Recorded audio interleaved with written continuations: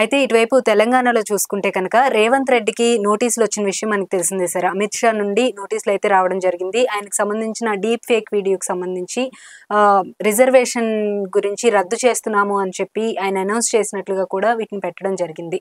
దీనికి మే 1లోగా ఆయన వివరణ ఇవ్వాలని కూడా చెప్పడం జరిగింది. ఏ విధంగా చూడొచ్చు అంటారు? అసలు ఏం జరుగుతుందంటారు? యాక్చువల్లీ కేంద్ర హోంమంత్రి అమిత్ షా గారు లాస్ట్ వీక్ తెలంగాణ వచ్చారు.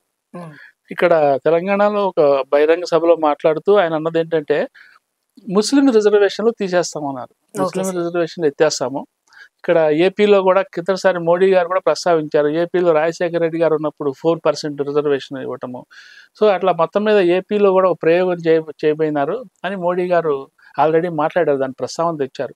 దానికి సప్లిమెంటరీగా తెలంగాణలో అమిత్ షా గారు మాట్లాడారు ఆ విషయం ఏంటంటే ముస్లిం రిజర్వేషన్లు మేము తీసేస్తాము, మేము అధికారంలోకి రాగానే 3వసారి తీసేస్తాము, తీసేసి ఆ శాతాన్ని ఎస్సీ ఎస్టీ ఓబీసీలకి షేర్ చేసేస్తాము యథావిధిగా అని చెప్పారు ఆయన.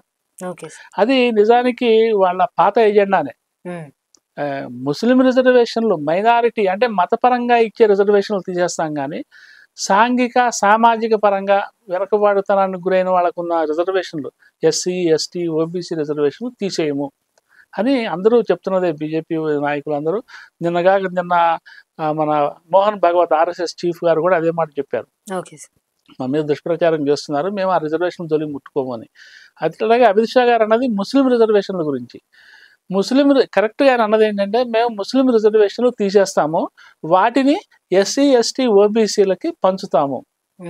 దీన్ని ఫేక్ డీప్ వీడియోలో రివర్స్ చేశారు. మేము ఎస్సీ ఎస్టీ ఓబీసీ రిజర్వేషన్ తీసేస్తాము అని. అది గొడవ అయింది. ఇప్పుడు అది దేశవ్యాప్తంగా కూడా అసలు ఈ వీడియో ఫేక్ వీడియో సంచలనం సృష్టించింది ఒక రకంగా. దాంతో ఢిల్లీలో బీజేపీ వాళ్ళు అక్కడ కంప్లైంట్ ఇవ్వటము, ముఖ్యంగా అది తెలంగాణలో ఆ డీప్ ఫేక్ వీడియో తయారైనట్టు తెలంగాణ కాంగ్రెస్ వాళ్ళు దాన్ని చేసినట్టుగా సోషల్ మీడియా వాళ్ళు. తెలంగాణ కాంగ్రెస్ లో సోషల్ మీడియా వింగ్ ఉంది. కిందటి అసెంబ్లీ ఎలక్షన్లలోనూ అది తీవ్రంగా పనిచేసింది. ఎలక్షన్లకు ముందు కూడా దాని మీద బోలెడు కేసులు కూడా నమోదైనాయి.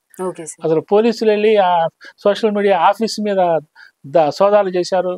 తీవ్ర స్థాయిలో ఇదైంది. సో ఆ సోషల్ మీడియా వింగ్ దీన్ని తయారు చేసిందని ఆల్రెడీ ఇప్పుడు ఒక దాదాపు 20 మంది మీద కేసులు పెట్టారు దేశవ్యాప్తంగా. అందులో ఇవాళ పోలీసులు అస్సాంలో ఒక అతన్ని దీనికి సంబంధించి అరెస్ట్ కూడా చేశారు. సో ఇది ఒక తెలంగాణకి సంబంధించిందే కాదు, దేశవ్యాప్తంగా దీని మీద ఎంక్వైరీ జరుగుతున్నది. అందులో భాగంగా ఈ తెలంగాణలో ఒక 5-6 ఎంతమందికి నోటీసులు ఇచ్చారు. ముఖ్యంగా అది కూడా Telangana Congress social media wing and PCC president. ఇప్పుడు కాంగ్రెస్ పార్టీకి పార్టీ హెడ్ కూడా రేవంత్ రెడ్డి, తెలంగాణ పిసిసి ప్రెసిడెంట్ కూడా. అందుకని ఆయనకి ముఖ్యమంత్రిగా కాకుండా పిసిసి ప్రెసిడెంట్ గా నోటీస్ ఇచ్చారు, సమన్లు ఇచ్చారు. మే 1న ఢిల్లీ వచ్చి సంజాయిషి ఇవ్వమని. అయితే మరి రేవంత్ రెడ్డి గారు ఇప్పుడు సీఎం, ఆయన నాట్ ఓన్లీ పిసిసి ప్రెసిడెంట్, ఈ సీఎం ఆల్సో. బట్ వాళ్ళేమో యాజ్ పిసిసి ప్రెసిడెంట్ గా పిలిచారు, ఈయనేమో మరి ఈజ్ సీఎం, యాజ్ సీఎం ఎడతాడో తెలియదు ఏమి. సో ఆల్రెడీ ఆయన స్పందించారు ఇవాళ. ఈ బీజేపీ వాళ్ళంతా ఇంతే ఎలక్షన్ల ముందు ఇట్లా కేసులు పెడుతుంటారు, వీళ్ళైతే రిజర్వేషన్లు గోల్మాల్ చేసేట్టున్నారని చెప్పి మళ్ళీ రియాక్ట్ అయినాడు. సో దీన్ని బట్టి పిసిసి ప్రెసిడెంట్ ఎడతాడా లేదా అని తెలియదు. సోషల్ మీడియా వాళ్ళు వెళ్ళి సంజాయిషి ఇచ్చుకుని ఒకసారేమో ఇవ్వాల్సిన బాధ్యత కూడా ఉంటుంది.